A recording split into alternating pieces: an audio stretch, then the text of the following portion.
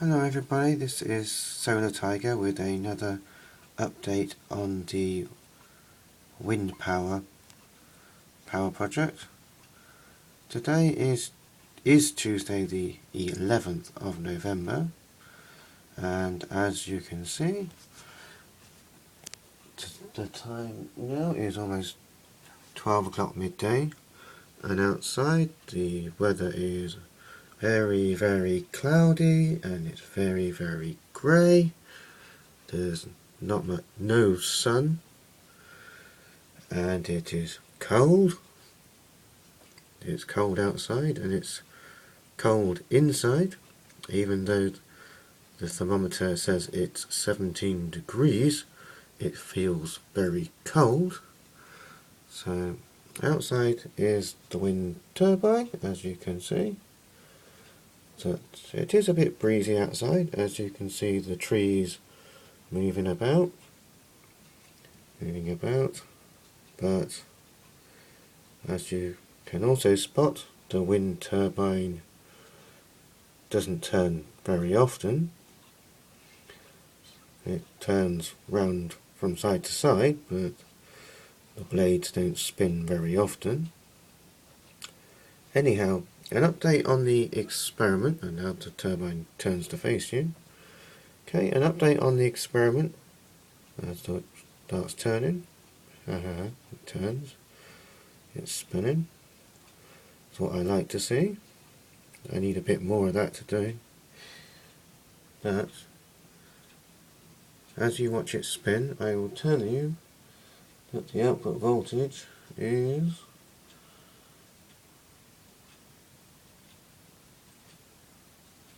not very good. It went up to about 6 volts, so it was turning, but certainly wasn't charging. Anyway, the update on the experiment with the transformer. Well, I'll tell you how it went.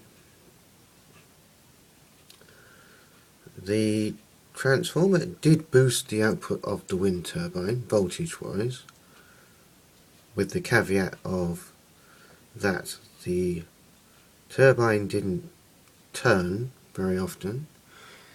The transformer loaded the wind turbine, so it didn't start very easily. Basically, the low voltage side of the transformer acted a bit like a brake, so that was not very good. So I have now gone and removed the transformer, and the turbine spins a bit more freely. Also, I ran it all of last night with the transformer connected, and when I came back in the morning, we peaked at 0.7 watts, and the current had only reached 50 milliamps. Now, I'd done better before without the transformer, so that's why I removed the transformer. So since this morning, I peaked at 3.7 watts, and the current peaked at 0.29 amps. I can tell you this because I can see the meter from where I'm standing, so I'm just telling you this. So we hit 3.7 watts peak, and the current peaked at 0.29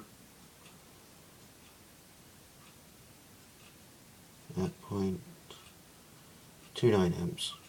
And we haven't generated any watt hours at all so far, and we've generated 0.057 amp hours. Now, I need that wind turbine to spin a lot, but it struggles to reach the battery voltage, as I said before. So I just think this is not a very great turbine. So that's my view.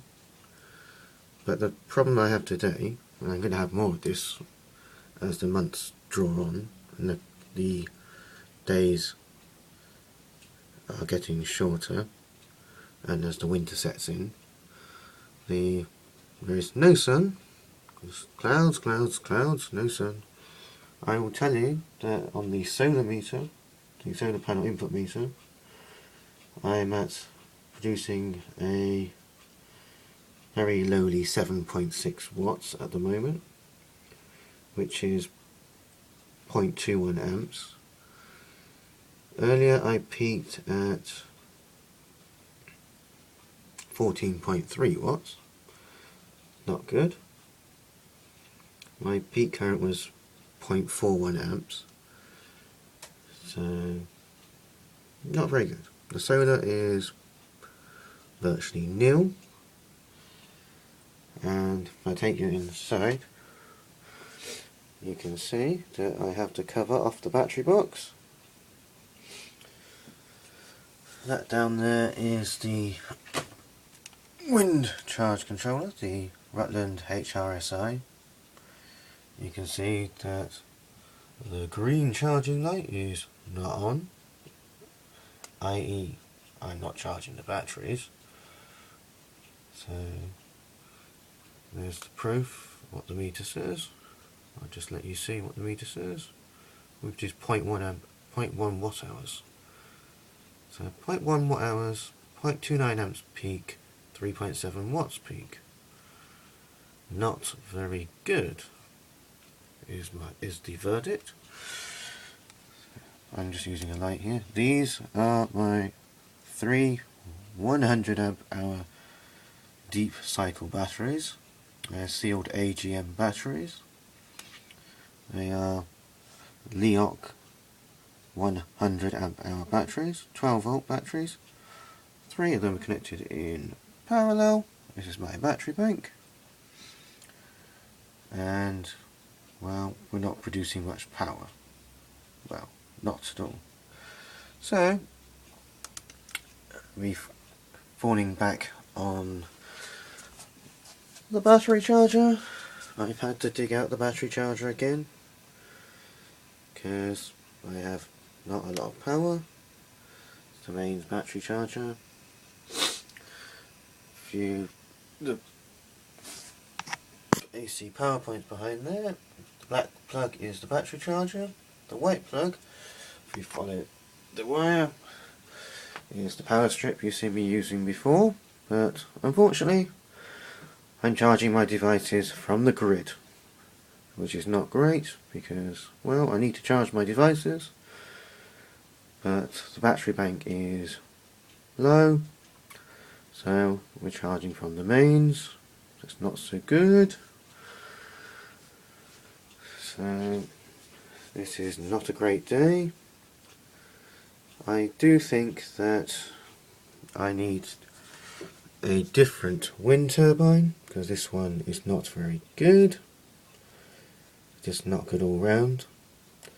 So I'm looking on eBay. I would really like to buy a Rutland wind generator, but even the 50 watt model costs between £300 and £400, but from what I'm reading, they are designed to be very efficient. They start producing at a very low wind speed, and they sell a lot of them, so they must be good. They got good reviews, but my budget doesn't stretch to a new one, so I'm keeping my eyes peeled. If I can see a used one appear on eBay at a reasonable price, I will probably buy it because I don't have much faith in this turbine. It doesn't work very well at low speeds, and to get even just the battery voltage I need a very stiff wind, and it has to spin a lot, which unfortunately you can see at the moment it isn't, and the wind is not very stiff. It blows a little bit every now and again, so I think I do need a better wind turbine. Because of my location, I cannot really buy a bigger turbine or mount it up any higher. It's on a 10-foot aluminium pole. This is a rented house, and I have to keep friends with the neighbours, so I don't want something too big and too obvious. If I pan up, you can see the main reason why we can't go higher. Those 4 cables supply electricity from the power grid, so don't want to stick anything metal too near to those.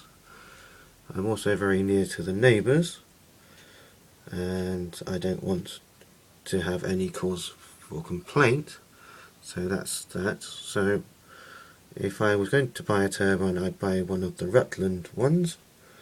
They are very compact, so that would not upset anyone. They're supposed to be very more efficient. I've seen a Rutland wind turbine mounted by the roadside on my daily trip to work. It's right next to a tree, but it seems to spin very well even though it's right next to a tree, and it's not in the best position, but it seems to work better. And I've got some openness around my wind turbine, and it spends a lot of its time stopped, which is not good. And when it stops, it isn't generating electricity, and even when it is turning, it doesn't produce much electricity. You can see the trees blowing around, but you can also see that the blades are stationary. So all in all, I think this is not a great turbine, and I'm going to be on the lookout for another one. But the main problem is cost, so I am keeping my eyes peeled to see if I can find a good deal at an affordable price. So the outlook for this turbine isn't very bright, and anyway, I've been going on too long. So this is Solar Tiger saying goodbye, and until next time, thank you for watching. Goodbye.